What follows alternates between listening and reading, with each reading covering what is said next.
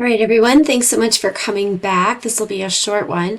But as I was saying, because our cerebellum is going to play a large role in our movement, and because it's going to grab some information from sensory pathways, our sensations, our feelings are going to affect our movement. Like sometimes if you watch people walking around the hallway, like you can tell if somebody's happy or if someone's kind of angry, just by the way that they're moving. And so I think it's just interesting to point out that sometimes our emotions, our sensory information is going to affect the way that we move.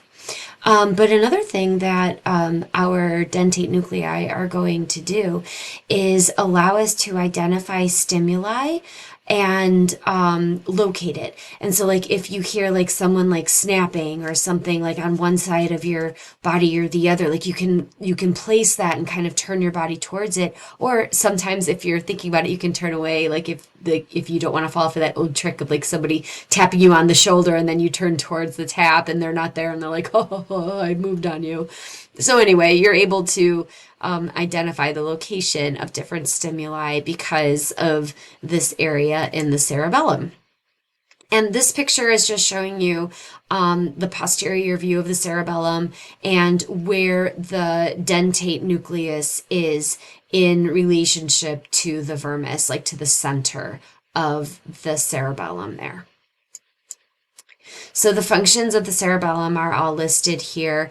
It's going to provide some precise timing for skeletal muscle movement. I mean, think about like trying to take a step to move up the stairs. You know, if you don't pick up your feet fast enough or slow enough, like you might bump into the person in front of you, you might fall down the stairs. It's going to control our balance and our posture, and it's going to work with our eyes and ears in order to do that as well. It's going to coordinate patterns of groups of muscles, so like swinging a baseball bat or a golf club or, doing a pirouette in a dance. Like that requires many, many muscle groups working together.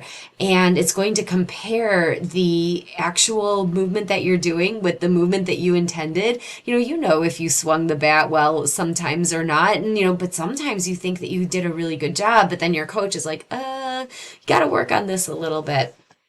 Like I said, it's also going to consider other sensory input from eyes, ears, proprioceptors in our muscles. And remember that proprioceptors are just kind of giving you information about where your body is, what's the position of your body in space.